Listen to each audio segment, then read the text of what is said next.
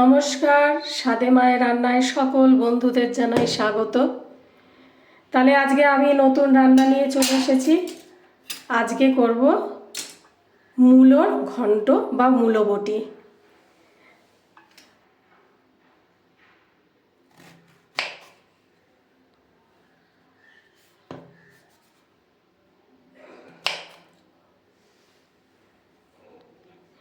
এবার আমি এটার গাটাকে ছিলে নেব।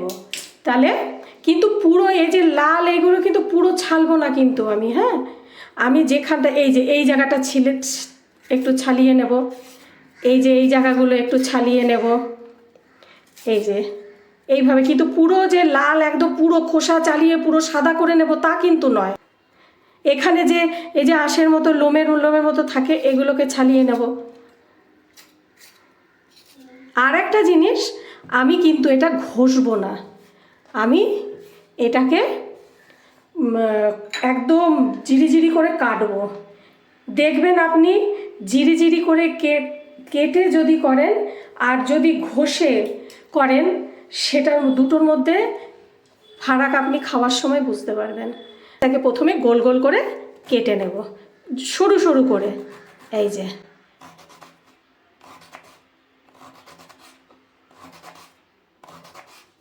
এইভাবে কেটে নিলাম। কেটে এবারে যতটা পারবো জিরি করে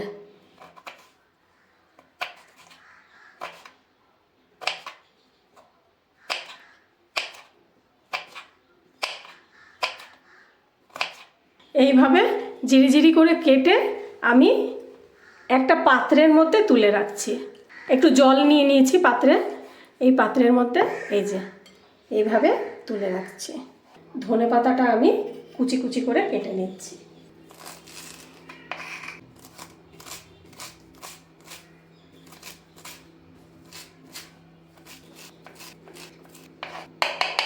গ্যাস জ্বালিয়ে দিচ্ছি।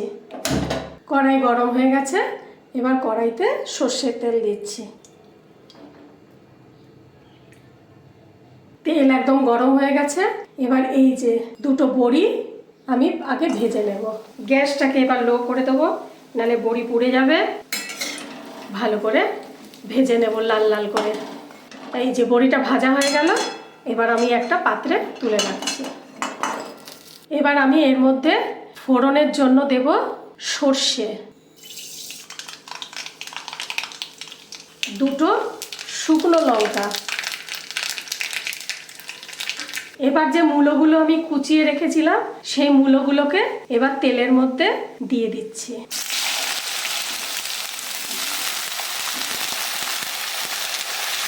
এবার গ্যাসটাকে হাই করে দিয়েছি। এবার ভালো করে ভাজবো, ঢেকে দিচ্ছি। দেখুন 10 মিনিট পরে আমি ঢাকনাটা তুলছি। দেখুন কতটা নুয়ে গেছে। এবার আমি এর মধ্যে পরিমাণ মতো নুন দিচ্ছি। এর মধ্যে না কিছুই বেশি মশলা পড়ে না, নুন, হলুদ আর মিষ্টি, এছাড়া আর কিছুই পড়ে না।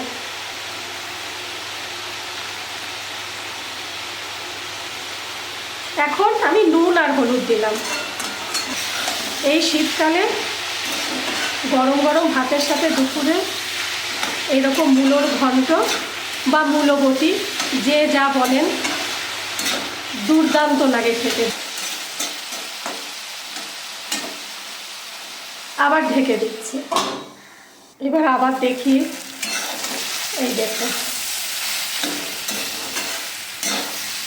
আস্তে আস্তে দেখছেন রংটা কেমন বদলাচ্ছে। আস্তে আস্তে পুরো লালচে টাইপের হয়ে যাবে। চট জলদিও হয়ে যায়, শুধু একটুখানি ওই মূলোটাকে একটুখানি কুচাতে যায় যেটুকু সময় লাগে।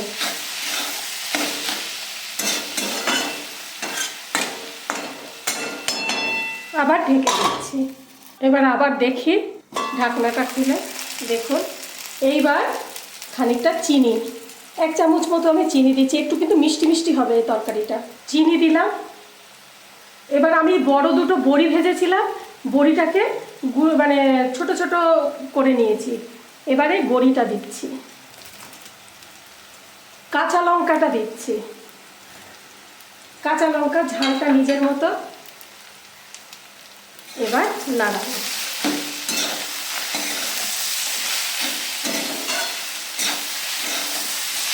এইভাবে খানিকক্ষণ বাদে বাদে ভেজে যেতে হবে, এই নাড়িয়ে নাড়িয়ে যেতে হবে।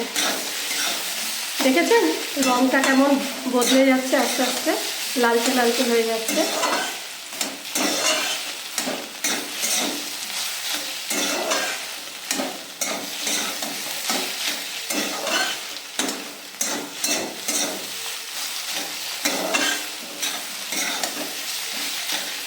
এইভাবে শুধু নাড়িয়ে যেতে হবে, যেন আবার তলায় যেন না লেগে যায়।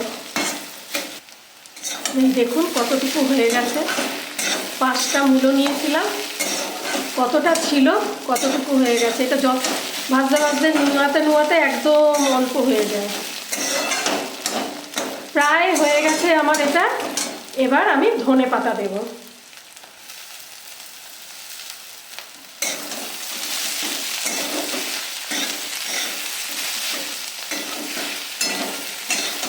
বন্ধুরা, যদি আমার এই প্রসেসের রান্নাটা যদি ভালো লাগে তাহলে লাইক, শেয়ার, সাবস্ক্রাইব করবেন আর আমার পাশে থাকবেন। আর যদি এইভাবে করে খান তাহলে কেমন লাগলো আমাকে একটু জানাবেন।